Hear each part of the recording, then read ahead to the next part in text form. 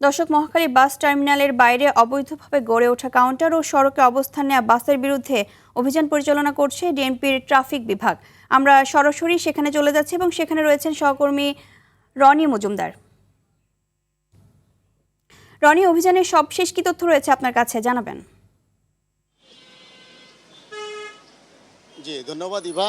আমি এই মুহূর্তে দাঁড়িয়ে আছি মহাখালীর তেজগাঁও যে এলাকায়, সে শিল্প এলাকার যে আশেপাশে এখানে যে অফিস আপনি দেখতে পাচ্ছেন এখানে, যে এখানে ট্রাফিক বিভাগের যারা পুলিশ কমিশনার এবং এই এলাকার দায়িত্বরত যত ট্রাফিকের অফিসার আছে তাদেরকে সবাইকে সাথে নিয়ে এই রাস্তার মধ্যে যে অবৈধ পার্কিংগুলো করে রাখে সেই অবৈধ পার্কিংয়ের বিরুদ্ধে তারা ব্যবস্থা নিচ্ছে, নিয়মিত মামলা করছে এবং সবাইকে সতর্ক করে যাচ্ছে যাতে তারা আর সামনের দিকে এইভাবে রাস্তার মধ্যে গাড়ি না রাখে।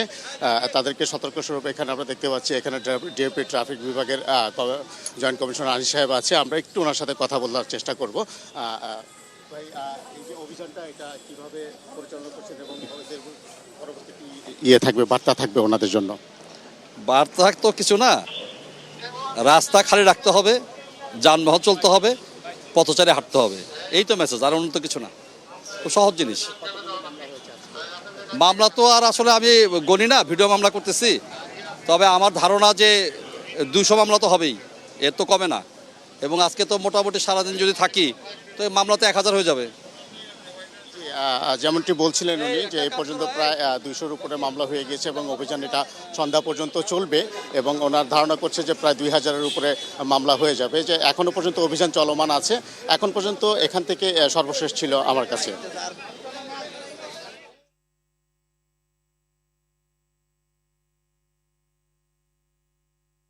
রনি, ধন্যবাদ আপনাকে।